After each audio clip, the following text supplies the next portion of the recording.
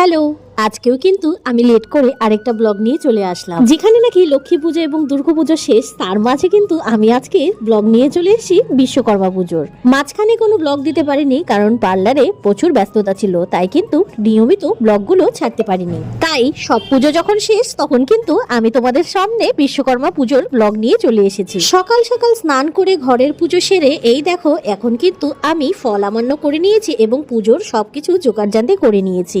জোগাড়জান্তি করে নিয়ে এখন চলে যাব এগুলো সবকিছু নিয়ে পার্লারে। আর আজ কিন্তু আমার পার্লারে 3টে পুজো হবে, মানে বিশ্বকর্মা পুজোর সঙ্গে সঙ্গে কিন্তু লক্ষ্মী গণেশ পুজোও হবে। কেননা তোমরা তো জানো গত বছর কিন্তু আমার দোকানে পুজো হয়নি, কালো সুস চলছিল তার জন্য। আর তাই কিন্তু একবারে আমি 3টে পুজো একসঙ্গে করে নিচ্ছি। 3টে পুজো একসঙ্গে করছি দেখেই কিন্তু সকাল সকাল ঘুম থেকে উঠে আগে স্নান পুজো সেরে নিয়েছি। আর দাঁড়াও, স্নান পুজো সারার আগে কিন্তু রান্না বাড়িও আমাকে একা হাতেই কমপ্লিট করতে হয়েছে। নারায়ণবার পুজো শেষ হতে না হতেই কিন্তু বাড়িতে চলছে বিশ্বকর্মা পুজোর আয়োজন। আর বিশ্বকর্মা পুজো যেতে না যেতেই কিন্তু দুর্গাপুজো চলে আসবে। আর দুর্গাপুজোর পরেই কিন্তু আবার লক্ষ্মী পুজোর সবকিছু তোড়জোড় শুরু হয়ে যাবে। আর এবার কেন জানি সব পুজোই কেমন আগে আগে হয়ে গেল। এই যে দেখো না, দুর্গাপুজোটাও কিন্তু কিভাবে এসে আবার চলেও গেল।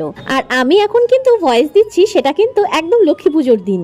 মানে আমি এতটাই লেট যে সবার সঙ্গে এই ভিডিওটা শেয়ার করতে কিন্তু প্রায় 1 মাসের মতন সময় লেগে গেল। তো যাই হোক, তোমাদের সঙ্গে কথা বলতে বলতে কিন্তু দেখো আমার কিন্তু সব পুজোর জোগাড় কিন্তু কমপ্লিট হয়ে গেছে। পুজোর জোগাড় করার সময় আয়নাতে এইভাবে দাঁড়িয়ে ফটো উঠছিলাম, হঠাৎ দেখলাম ঠাকুরমশাই কিন্তু চলে এসেছে। আর একদম ঘড়ির কাটায় কাটায় কিন্তু ঠাকুরমশাই আমার দোকানে পুজো করতে চলে এসেছে। মেয়ে ঘরে পড়ছিল, তাই কিন্তু মেয়েকে ফোন করে বললাম তুমি আসো, ঠাকুরকে একটু প্রণাম করে যাও। আর ঠিক এইভাবেই নিয়ম নিষ্ঠার সঙ্গে আমার দোকানের বিশ্বকর্মা পুজো এবং গণেশ লক্ষ্মী পুজো কিন্তু কমপ্লিট হয়ে গেল। আর এবার কিন্তু ঠাকুরমশাই আমাদের সব গাড়িগুলোতে দিয়ে দিচ্ছে পুজো। সকাল সকাল কিন্তু গাড়িগুলোকেও স্নান করানো হয়েছে পুজো দেওয়ার জন্য। ব্যাস, পুজো কিন্তু কমপ্লিট। আর এই নাও, তোমরাও কিন্তু সবাই ঠাকুর দর্শন করে নাও এবং ঠাকুরকে বলবো অবশ্যই যেন তোমাদের সবার মনের ইচ্ছে পূরণ করে।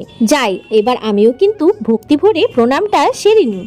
তো ফাইনালি কিন্তু আমাদের বিশ্বকর্মা পুজো এবং গণেশ লক্ষ্মীর পুজো কিন্তু কমপ্লিট হয়ে গেল। তো কিভাবে যে পুজোগুলো চলে যাচ্ছে, সামনে আসছে, তারপরে দুর্গা পুজো আসছে, তারপরে আবার লক্ষ্মী পুজো, মানে এখন পুজোই পুজো। আর আমি পুজো করতে ভীষণ ভালোবাসি।